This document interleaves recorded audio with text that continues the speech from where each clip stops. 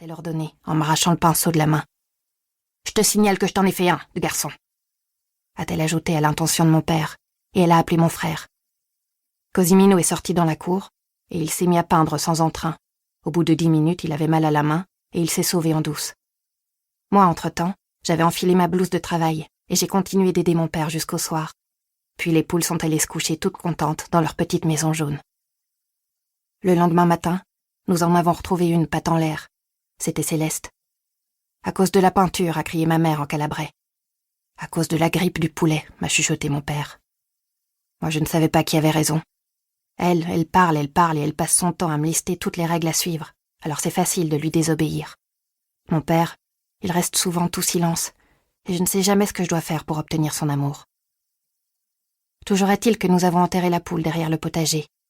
« Repose en paix », a-t-il dit, et nous sommes rentrés à la maison. La vie des bêtes aussi est rude, ai-je pensé. Chapitre 2. Après ce jour-là, je n'ai plus jamais peint avec mon père. Ma mère dit que si je n'ai pas encore mon cardinal, c'est sa faute, parce qu'elle m'a élevé comme un garçon. Moi, le cardinal, je suis contre. La seule fois où j'en ai vu un, il m'a fait peur. Un matin, après le petit déjeuner, j'ai trouvé dans la salle de bain des linges tachés de rouge qui flottaient dans l'eau couleur rouille d'une bassine. On aurait dit le corps d'un petit animal agonisant. Ma mère est entrée. « Qu'est-ce que tu regardes ?» Je me suis écartée sans répondre. « C'est le cardinal », m'a-t-elle expliqué. « Un jour, ça t'arrivera aussi. » Elle a vidé l'eau sale et a frotté les linges avec un pain de savon jusqu'à ce qu'ils redeviennent blancs. Et moi, j'ai prié pour que ce jour n'arrive jamais. Les règles du cardinal, c'est « marche en regardant tes pieds, file droit et reste à la maison. » Tant que je ne l'ai pas, je peux travailler au potager, aller au marché vendre nos herbes, des grenouilles ou des escargots avec mon père, viser les garçons au lance-pierre quand ils se moquent de mon ami Saro, qui est boiteux, courir dans la grande rue avec Cosimino et rentrer toute moite, les genoux pleins de terre. Mes camarades, elles ont déjà leur cardinal. Depuis, leurs jupes se sont rallongées, des boutons sont apparus sur leur visage et leur poitrine s'est arrondie sous leur chemisier. Croci fit ça, il lui a même poussé un peu de moustache, et maintenant les garçons lui disent qu'elle ressemble à un brigand. Mais elle s'en moque.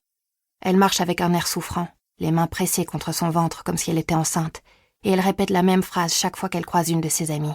« Ça y est, j'ai mes fleurs. Et toi ?» C'est comme si elle avait remporté un prix. Les garçons, ils n'ont pas leur cardinal. Ils sont différents. Ils grandissent peu à peu, pas tout d'un coup.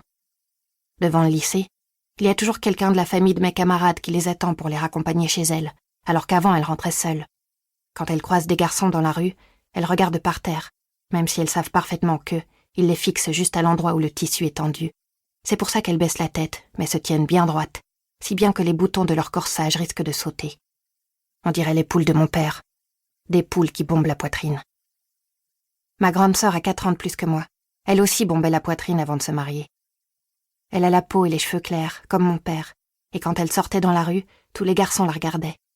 Plus ils la regardaient, plus elle bombait la poitrine. Plus elle bombait la poitrine, plus ils la regardaient. Je suis au courant parce que c'est moi qui devais la surveiller, vu que mon frère Cosimino allait toujours se balader où bon lui semblait. Elle s'appelle Fortunata, mais on ne peut pas dire que la fortune soit avec elle. Un regard par-ci, un regard par-là, un regard de trop et elle s'est retrouvée avec un bébé dans le ventre. C'était Giro Musciaco, le neveu du maire, qui le lui avait mis. Je l'ai su parce qu'après le souper, ma mère, mon père et elle se réunissaient pour faire des messes basses. En réalité, ce n'était pas vraiment un secret, car tout Martorana était au courant.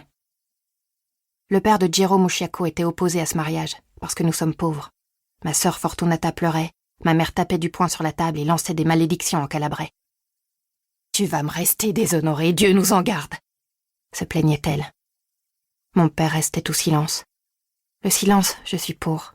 « C'est avec une arme que tu dois aller parler à Musciaco, voilà ce que tu dois faire !» a insisté ma mère.